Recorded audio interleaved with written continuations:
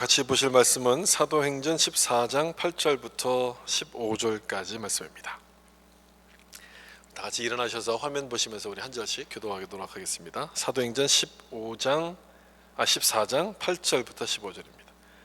루스드라에 발을 쓰지 못하는 한 사람이 앉아 있는데 나면서 걷지 못하게 되어 걸어본 적이 없는지라.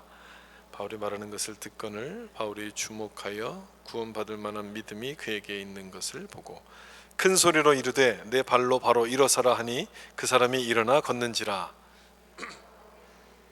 루가오니아 방언으로 소리질러 이르되 신들이 사람의 형상으로 우리 가운데 내려오셨다.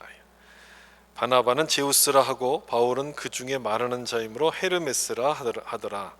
시외 제우스 신당의 제사장이 소와 화환들을 가지고 대문 앞에 와서 무리와 함께 제사하고자 두 사도 바나바와 바울이 듣고 옷을 찢고 무리 가운데 뛰어 들어가서 소리질러 이르되 여러분이여 어찌하여 이러한 일을 하느냐.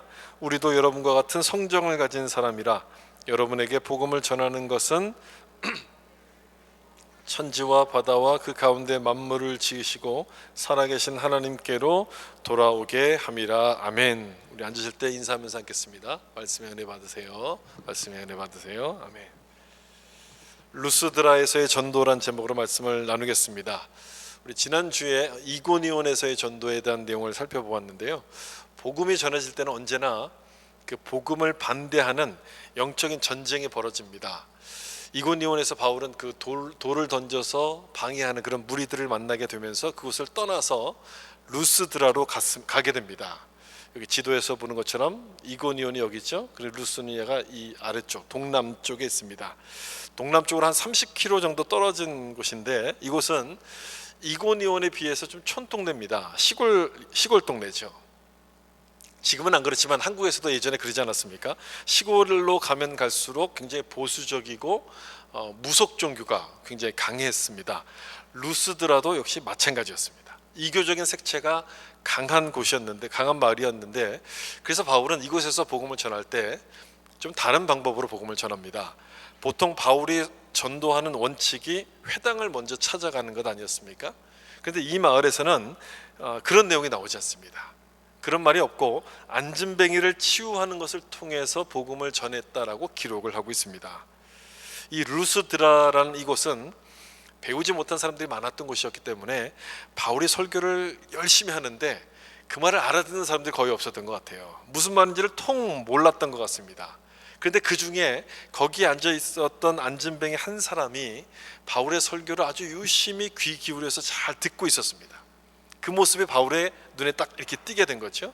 아, 이 사람은 믿으려 하는 마음이 있구나, 믿으려는구나, 그런 확신이 들어서 그를 치유하게 되고 그 일로 인해서 이 루스드라의 큰 부흥이 일어나게 됩니다. 여러분, 바울이 아끼던 제자가 누군지 혹시 기억하십니까? 디모데 아닙니까? 영적인 아들로 부르는 이 사람이 디모데인데, 디모데가 바로 여기 출신이었어요. 아마도 이때 바울이 복음을 전하는 내용을 듣고서 예수님을 영접하고 바울을 따라갔을 거라고 그렇게 추정을 합니다. 이런 일들이 지금 루스드라에서 일어났는데, 구조를 좀 보시면 그 바울의 설교를 잘 듣고 있었던 안진뱅의 모습을 이렇게 기록합니다. 바울이 말하는 것을 듣거늘 바울이 주목하여 구원받을 만한 믿음이 그에게 있는 것을 보고, 이렇게 되어 있어요.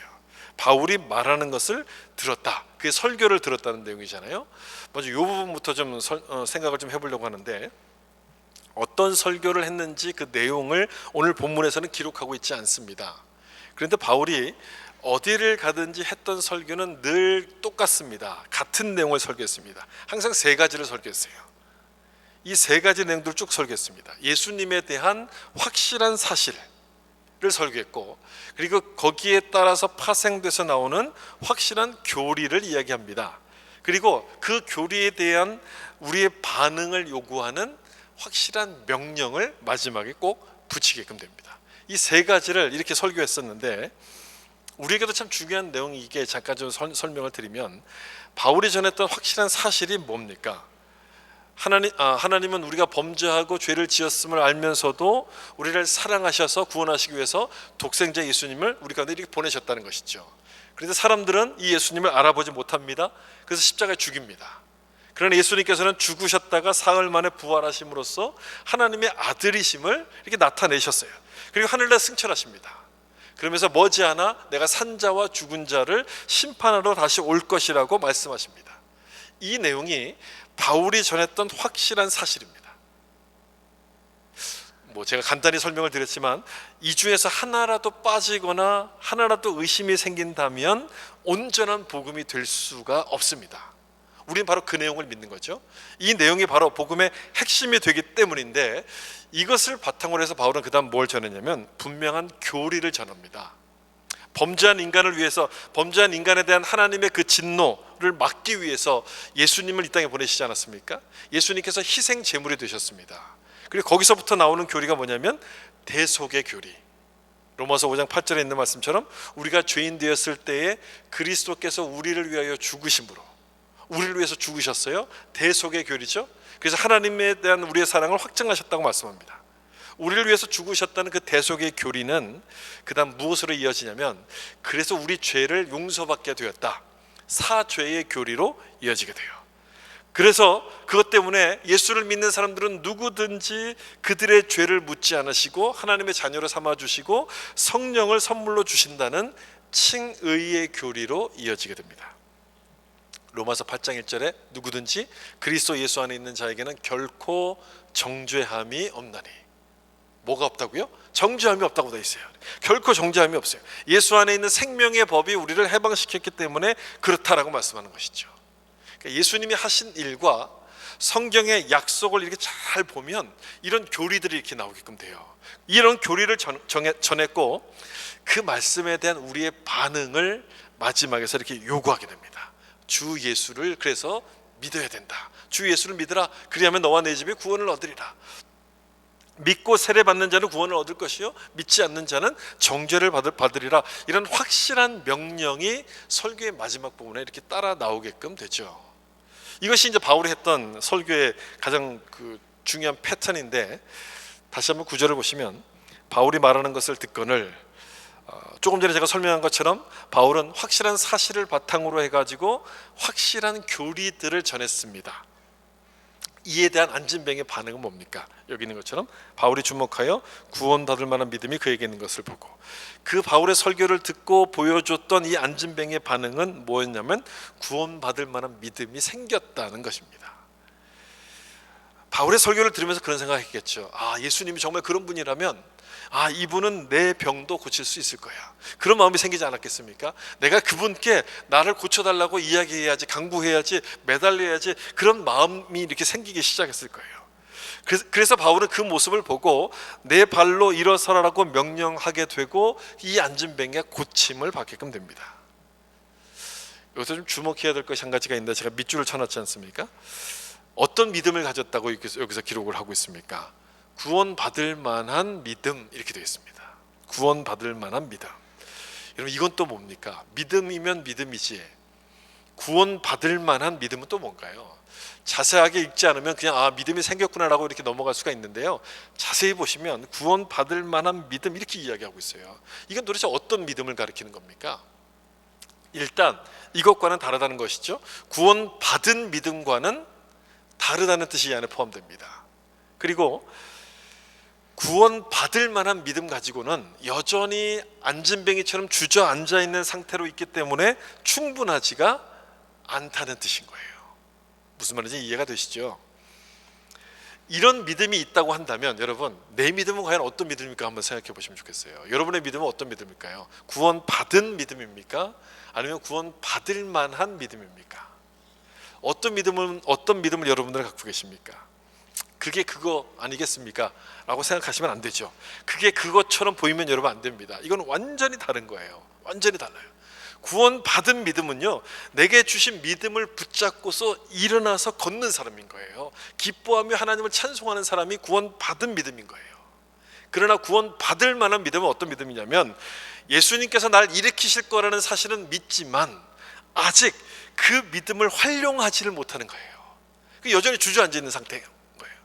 아직 그 믿음을 활용하지 못하고 주저앉아 있는 상태, 그게 구원받을 만한 믿음인 거예요. 예를 들면 이런 거죠.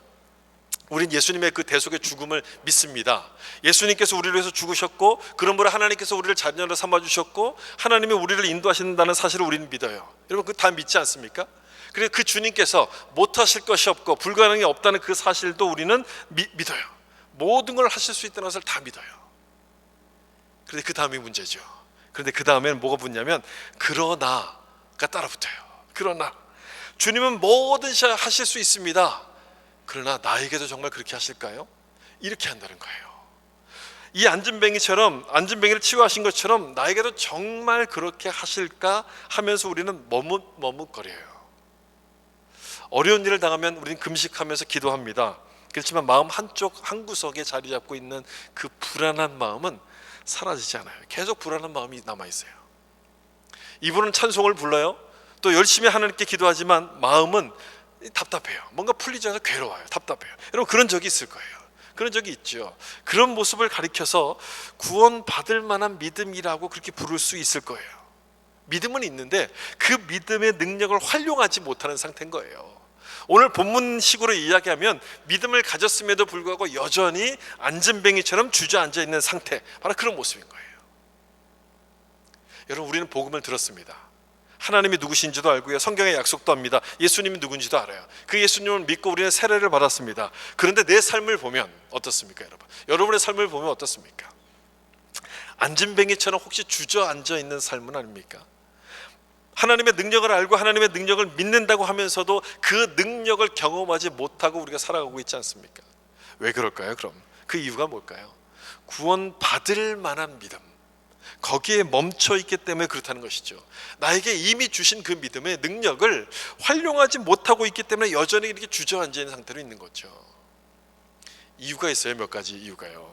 주저앉을 수밖에 없는 이유가 몇 가지가 있는데 혹 내가 이런 경우가 아닌지 한번 여러분 생각하시면서 들으시면 좋을 것 같아요. 첫 번째는요, 두려움 때문에 그렇습니다. 두려움. 예수를 믿으면 구원받고 하나님의 자녀가 된다고 했는데 내 모습을 보니까 전혀 그렇지가 않은 거예요. 그 두려움이 생기는 거예요. 야, 내가 믿음이 있는 거 맞는가?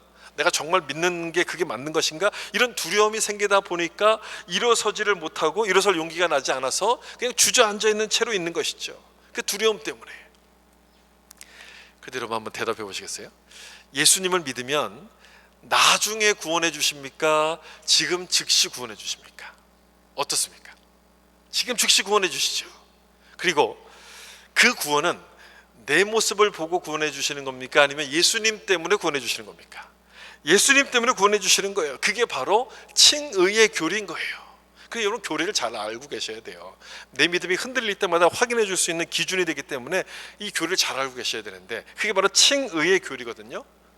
내 모습이 어떻든지 간에 부족하고 실수가 많을지라도 예수님께서 용서해 주셨기에 그걸 믿는 순간 그 즉시 구원이 임하게 되는 거죠. 우리 가운데 그 즉시.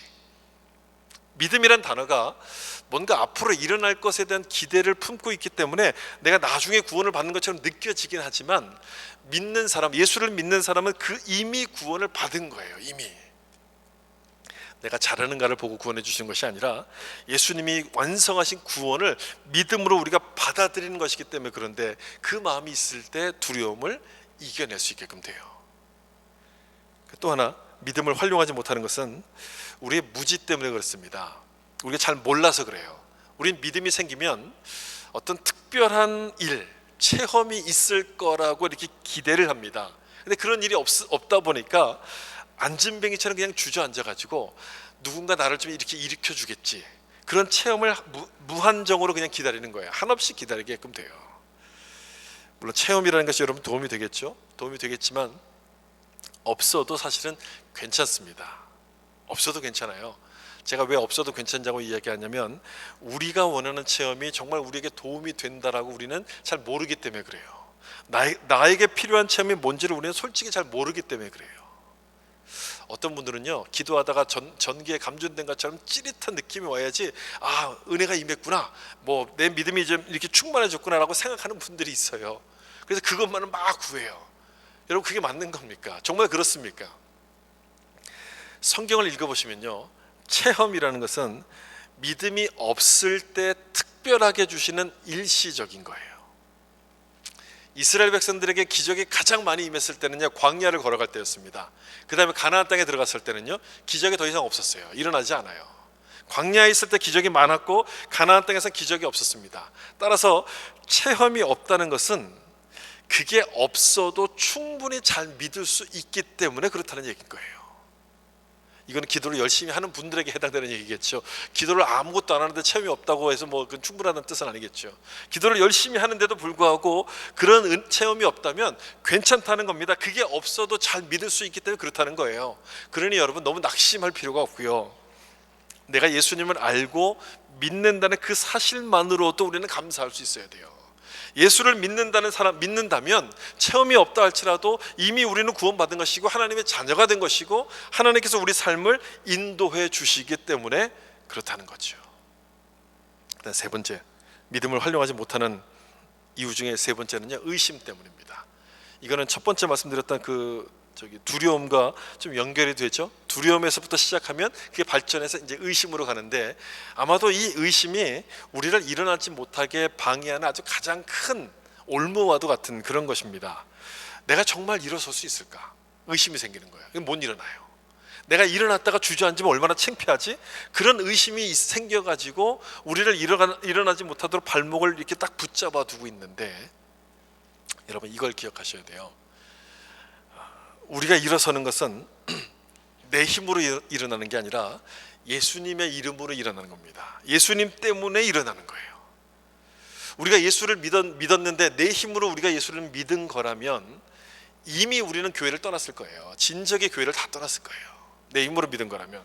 그러나 하나님이 날 부르시고 나를 믿게 하셨기 때문에, 하나님께서 은혜를 주셔서 우리를 믿게 하셨기 때문에 우리는 무너지지 않는 겁니다. 믿음이 흔들리지 않아요. 잠깐 흔들려도 믿음이 사라지지 않는 거예요.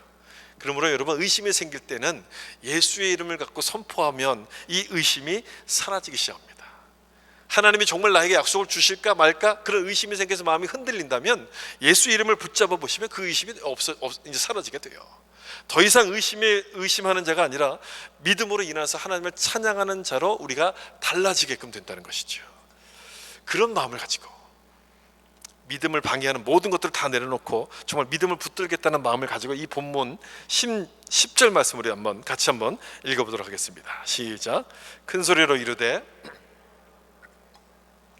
그 사람이 일어나 걷는지라. 아멘. 큰 소리로 이르되 내 발로 바로 일어서라. 여러분, 일어서라라고 이야기하기 전에 그 앞에 뭐라고 붙입니까? 누구의 발로 일어서라 이렇게 돼 있어요? 내 발로 바로 일어서라 이렇게 돼 있어요. 내 발로 일어서라. 그냥 일어서라 이렇게 말하지 않고요, 내 발로 일어서라 이렇게 말씀합니다. 그 얘기는 무슨 얘기냐면 이미 이 사람 마음속에 믿음이 있다는 거예요. 그 믿음을 붙잡고, 이미 너 속에 있는 그 믿음을 붙잡고 거기서부터 일어나라 이렇게 하시는 말씀인 거예요. 누가 일으켜줄 때까지 기다리고 있지 말고 너에게 주신 그 믿음을 붙들고 의지해서 일어나라 이렇게 하시는 말씀이에요. 참 은혜가 되는 말씀 아닙니까 여러분? 이 말씀을 여러분 자신에게도 한번 선포해 보시면 좋겠어요. 내 자신에게도 내 발로 일어서라. 두려워서 또는 의심 때문에 우리가 일어나지 못하고 이렇게 주저앉아 있는 나를 향해서, 또 여러 가지 일 때문에 그 일에 짓눌려 갖고 내가 감당하지 못하는 그런 어려움 가운데 있다면 우리 그런 나를 향해서 여러분 이 말씀 한번 선포해 보세요. 내 발로 일어서라. 내 발로 일어서라. 우린 예수님으로 인해서 죄를 용서받았고요, 영원한 구원을 허락받은 사람들입니다. 그 구원을 누가 반대하겠습니까? 누가 비난하겠습니까? 우리를 이 약속으로부터 끌어낼 수 있는 것은 이 세상에 아무것도 없는 거예요. 아무것도 이 약속을 끊을 자들이 없는 거예요. 그걸 믿고 일어나야 되는 거예요. 일어나셔야 되는 거예요. 내 안에 있는 그 예수의 이름을 붙잡고 여러분의 발로 일어나셔야 되는 거예요. 여러분이 누군가 일으켜 줄 거라고 기대하지 마시고요, 이미 내 속에 있는, 내가 붙들고 있는 그 예수의 이름을 붙들고 내가 이렇게 일어나야 돼요. 그럼 주님이 힘을 주시는 거예요. 일어날 수 있는 능력을 주시는 거예요. 나를 두렵게 하는 것들을 향해서 떠나가길 선포하시고, 의심이 생기는 그 모든 것을 향해서 예수의 이름으로 떠나갈 것을 선포하시고, 그렇게 믿음을 붙들고 이 말씀처럼 일어서서 그렇게 행할 때, 그렇게 나아갈 때 이 말씀처럼 일어서서 걸어가는 기적이 우리 가운데 임하게 될 줄로 믿습니다. 그러므로 더 이상 구원받을 만한 믿음 거기에 머물러 있지 마시고 구원받은 믿음이 되셔서 일어나 하나님을 찬양하는 자가 될 수 있기를 주님의 이름으로 축복합니다. 이렇게 앉은 뱅이가 딱 일어났어요. 그랬다 루스드라에 난리가 났죠. 제우스 신과 헤르메스 신이 성육신했다면서 바울과 바나바를 향해서 막 경배하려고 사람들이 몰려들기 시작합니다. 그 내용이 11절과 12절이죠. 여기 보시면 무리가 바울이 한 일을 보고 루가오니아 방언으로 소리질러 이르되 신들이 사람의 형상으로 우리 가운데 내려오셨다 하여 바나바는 제우스라 하고 바울은 그 중에 말하는 자므로 헤르메스라 하더라. 제우스는 그리스 신화에 나오는 가장 주신 아니겠습니까? 로마 신화에서는 주피터라고 하죠. 이 제우스가 주신이고, 아무래도 바나바가 나이가 많다 보니까 이렇게 제우스라고 불렀던 것 같아요. 그리고 바울은 설교하던 사람이었으니까 말을 잘한다고 생각해서 제우스를 대변하는 헤르메스라고 불렀습니다. 우리 한국 사람들이 좋아하는 그 에르메스가 바로 여기 이 이름이잖아요. 그 프렌치 이름으로 에르메스, 그냥 영어로는 헤르메스예요. 이렇게 된 것은, 이런 일들이 일어나게 된 것은 전설이 있었습니다. 이 마을에 루스드라에 내려온 전설이 있었어요. 뭐냐면 오래전에 제우스와 헤르메스 신이 이렇게 강림한 적이 있었는데 마을 사람들이 이 두 신을 잘 알아보지 못한 거예요. 그래서 막 이렇게 배척을 했죠. 그랬더니 이 제우스가 진노해서 그 마을을 멸망했었습니다. 근데 한 농부가 이들을 알아보고 잘 대접해 갖고 살아남았는데 그 집이 이제 신전이 된 거고 이 집 식구들이 제사장이 되었다는 전설이었습니다. 전설이에요, 전설. 그런 전설이 있었으니 마을 사람들 머릿속에는 신에 대한 대접을 잘해야 된다는 생각이 이렇게 박혀 있었겠죠. 그러던 차에 바울과 바나바 두 사람이 온 거예요. 똑같이 두 사람 아닙니까? 두 사람이 딱 오더니 안진뱅이를 한마디로 딱 이렇게 세우는 거예요. 그걸 딱 보는 순간 마을 사람들이 무슨 생각을 했겠습니까? 전설 속에 제우스와 헤르메스가 내려왔다라고 생각을 딱 한 거예요. 그래가지고 자기 마을에 있는 제우스 신전의 제사장까지 불러가지고 소를 끌고 오면서 바울에게 제사를 드리려고 하고 있는 그런 장면이었습니다. 이 장면을 우리가 좀 두 번째로 생각해 보려고 하는데, 여기서 바울이 어떻게 하냐면 이 사람들을 말립니다. 말려요. 철저하게 못하게 말려요. 바울이 말리지 않았더라면 바울을 신으로 섬기면서 경배하게끔 되었을 거예요. 그런데 바울이 말려요. 모든 사람이 높아지려고 하고 박수 받는 자리에 앉고 싶어 하지만 바울은 그 자리를 거절했다는 거예요. 다시 말하면 스스로 높아지고 싶어 하는 그 교만의 유혹을 바울은 이겨냈다는 겁니다. 물리쳤다는 거예요. 여러분, 우리 마음속에는 그런 마음들이 있지 않습니까? 남들보다 좀 더 높아지고 싶어 하는 마음이 우리 마음속에는 있잖아요. 사탄은 그걸 이용해 가지고 우리를 교만에 빠뜨려 갖고 넘어지게끔 만듭니다. 아담이 그러지 않았습니까? 아담이 이 선악과를 먹으면 눈이 밝아져서 하나님처럼 된다라고 하자 그 말에 이 선악과를 이렇게 딱 먹지 않습니까?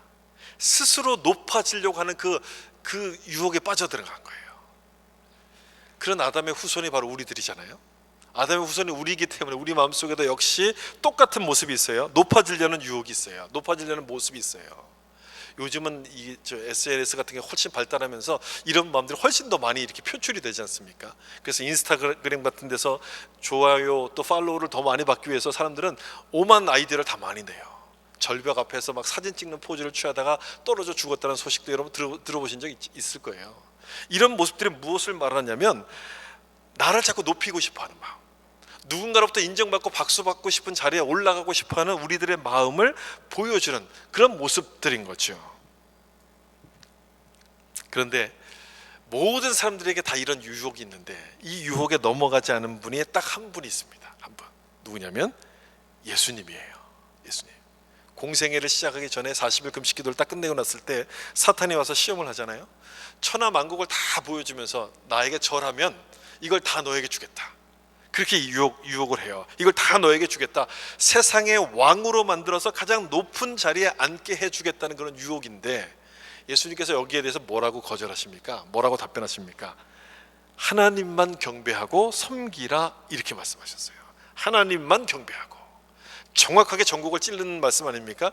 내가 높아지려고 하지 말고 누가 높아져야 된다는 뜻이에요. 하나님이 높아지셔야 된다는 그 뜻인 거예요. 그렇게 하심으로써 스스로 높아지고 싶어하는 자기 우상화의 유혹을 물리치십니다. 바울도 그렇죠. 오늘 본문에 나오는 바울도 마찬가지예요. 예수님을 본받아서 자기를 높이고 경배하려고 하는 그 자기 우상화의 유혹을 물리칩니다. 그런데 사실 이 장면을 생각해 보면, 솔직히 이 상황을 생각해 보면 유혹을 받을 거예요. 틀림없이 유혹을 받을 거예요. 잠깐 모른 척하면 나를 왕처럼 떠받들어줘, 아니 왕보다 더 높은 신처럼 나를 이렇게 떠받들어 주는 것 아닙니까? 내가 해달라고 그런 것도 아니고 저 사람들이 와서 그렇게 해준다는 거 아니에요. 그러니까 나는 그냥 모른 척하고 가만히 있으면 그렇게 되는 거예요. 잠깐 그렇게 눈 감고 싶은 유혹에 들지 않았겠습니까? 겉으로는 그러지 마, 아이 그렇게 하면 안 되라고 이야기하면서도 속으로는 또 뒤로는 계속 그렇게 해, 계속해, 그렇게 부추기는 것이 우리들의 마음 아니겠습니까? 인간의 마음이 바로 그런 마음이에요. 그러다가 많은 사람들이 다 높은 곳에 섰을 때 거기서 넘어지는 것 아닙니까?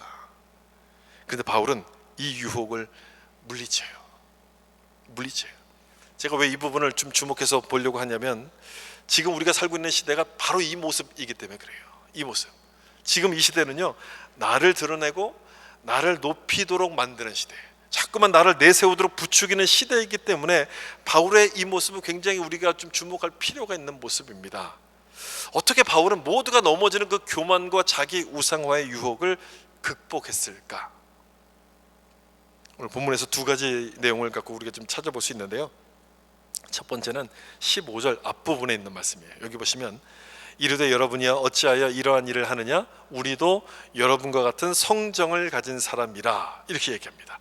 자기를 신으로 막 떠받들고 경배하려고 했을 때 이렇게 얘기해요. 나도 사람입니다, 이렇게 얘기해요. 나도 사람입니다. 여러분, 이 말이 쉬울까요, 어려울까요? 쉬운 말일까요, 어려운 말일까요? 굉장히 어려운 말입니다. 쉬운 말인 것처럼 보이지만 굉장히 어려운 말이에요. 남들이 막 박수 쳐주면서 최고라고 이렇게 축혀 세울 때 내가 한 게 아니라 하나님께서 하신 겁니다 라고 말하는 것은요, 쉽지가 않아요. 대부분이 그냥 슬쩍 모른 척하고 넘어가면서 그걸 받아들이죠. 하나님의 은혜입니다 라고 말하지 않습니다. 굉장히 어려운 일이에요. 가끔 시상식에서 보면 모든 영광을 하나님께 돌린다, 이렇게 소감을 말하는 사람들이 있지 않습니까? 어떤 분들은 꼭 저렇게까지 저런 데까지 가서 그런 얘기를 해야 되느냐라고 말하시는 분들도 있는데, 저는 좋은 모습이라고 생각해요. 좋은 모습. 왜냐하면 내 신앙을 자랑하려고 하는 것은 틀림없이 아니거든요. 내 신앙을 자랑하려는 것이 아니라 그 영광을 내가 받지 않고 하나님께 돌린다는 겸손을 나타내기 때문에 그렇습니다. 겸손. 그리고 혹여나 내가 이런 상황 가운데 있다가 이걸 내가 높아지려는 유혹 가운데 빠질 수도 있기 때문에 그 유혹을 차단한다는 의미가 있기 때문에 좋은 것이고요. 이건 쉬운 것처럼 보이지만 절대 어려운 일입니다. 절대 쉬운 일이 아니에요. 아주 어려운 일이에요. 내가 누군지를 알고 나를 낮추려는 사람만이 할 수 있는 고백이기 때문에 그렇고, 이런 마음을 가질 때 교만과 자기 우상화의 유혹을 이겨낼 수 있어요. 나도 여러분과 같은 사람입니다. 여러분, 은혜가 충만한 사람은 이런 고백을 해요. 은혜가 충만하면 나도 여러분처럼 사람입니다. 베드로도 그러지 않았습니까? 베드로를 고넬료가 딱 초청해서 고넬료 집에 딱 들어가니까 고넬료를 비롯해서 모든 사람들이 베드로 앞에 이렇게 막 절을 하잖아요. 그러니까 베드로가 나도 사람입니다 하면서 이렇게 세워요. 성령이 충만하고 은혜가 충만하면 이렇게 하지만 술에 취하면 정반대 모습이 나타납니다. 내가 누군지 알아? 이렇게 돼요. 술에 취하면 내가 누군지 알아? 어디서 까불어? 그러다 큰일 나? 이런 소리를 해요. 아무도 높여주지 않는데 자기 스스로 이렇게 높아져요. 그러다 망신을 당하는 것 아닙니까? 그런 사람들이 얼마나 많습니까? 그래서 성경은 술 취하지 말라, 이는 방탕한 것이니 무엇에 충만을 받으라 말씀해요? 성령의 충만을 받으라 말씀해요. 그래야지 내가 누군지를 아는 거예요. 사도 바울 역시 성령에 충만했습니다. 그래서 뭐라고 이야기하냐면 나도 여러분과 같은 성정을 가진 사람이라고 얘기해요. 성정을 가진 사람, 죄인이란 뜻이에요. 죄인. 하나님의 은혜로 구원받은 사람이긴 하지만 언제든지 실수할 수 있고 넘어질 수 있는 연약한 존재라는 것을 알았습니다. 그래도 어떻게 높아지겠습니까, 여러분? 어떻게 높아지겠어요? 내가 연약한 걸 아는데 나를 어떻게 높일 수가 있겠습니까? 높일 수가 없죠. 이걸 깨닫게 되면, 이걸 먹으면 눈이 밝아져서 하나님처럼 된다고 유혹할지라도 거기에 넘어가지 않을 거예요. 내가 누군지를 알 때, 내가 죄인이라는 것을 알 때 스스로 높아지려는 교만의 유혹을 우리가 이길 수 있게 되고, 또 하나 15절 하반절을 보시면 이렇게 되어 있어요. 우리 같이 한번 읽어볼까요? 여러분에게 복음을 전하는 것은 이런 헛된 일을 버리고 천지와 바다와 그 가운데 만물을 지으시고 살아계신 하나님께로 돌아오게 하려 함이라. 아멘. 바울이 자기를 높이려는 우상화의 유혹을 이길 수 있었던 것은요, 이 말씀처럼 목표가 무엇인지를 분명히 알았기 때문에 그래요. 자기의 사역 목표가 무엇인지를 정확하게 알았어요. 헛된 일을 버리고 하나님께로 돌아오게 하는 것, 이것이 바울의 사역 목표였어요. 이것 때문에 그토록 많은 고난을 받으면서도 그럼에도 불구하고 복음을 전했던 건 아닙니까? 하나님께로 돌아오게 하려고. 그런데 이들이 바울을 하나님처럼 경배하려고 하는 거예요. 이런 말도 안 되는 일들이 막 일어나는 거예요. 이런 있을 수가 없는 일이 일어나는 거예요. 그러니까 바울이 어떻게 하냐면 옷을 찢으면서 말려요. 이들에게 절대로 그러면 안 됩니다. 자기 옷을 찢으면서 말려요. 어디로 가야 될지 목표가 분명했기 때문에 다른 곳에 한눈 팔지 않습니다. 오직 그것을 향해서 가요. 여러분, 여기서 우상 숭배를 뭐라고 부르는지 한번 보세요. 뭐라고 부릅니까? 이런 헛된 것이라고 불러요. 우상 숭배를 헛된 것. 하나님을 모르는 자들에게는 그게 최고이고 전부이겠지만 하나님을 믿는 자들에게는 헛된 것이라는 겁니다. 왜 헛된 것이냐? 하나님이 나의 목표가 되시는데 그 목표로부터 벗어나게 만드는 것이기 때문에 헛된 것이라는 얘기예요. 그런데 그걸 우리가 따라갈 수 있겠습니까? 그걸 따라가면 안 되는 것이죠. 여러분, 우리가 추구하고 쫓아가고 있는 그 모든 것들은 우리를 구원할 수 없는 것들입니다.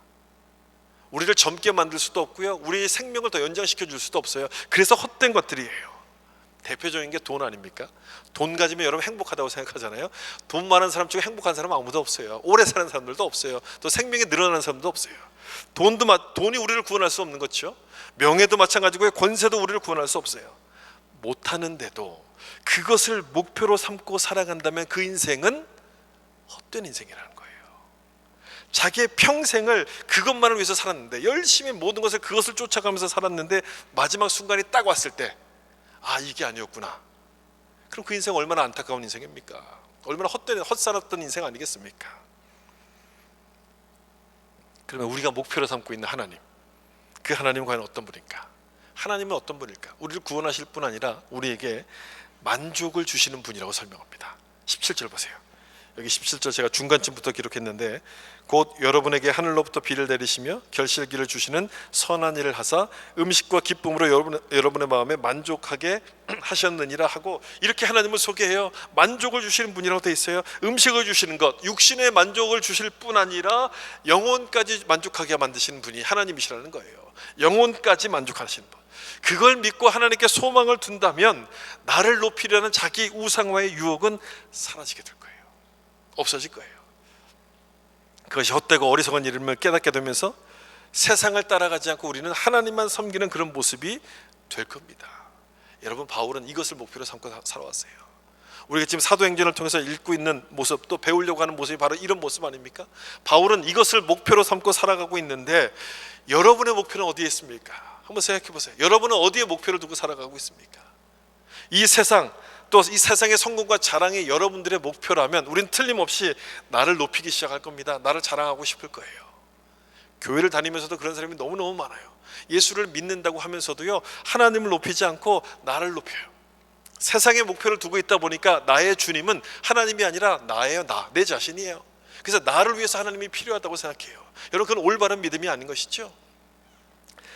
그 모습을 하나님께서 기뻐하시겠습니까? 그런 마음이 생긴다면 바울이 자기 옷을 찢으면서 말렸던 것처럼 그 모든 마음들을 다 이렇게 찢어서 버려야 돼요.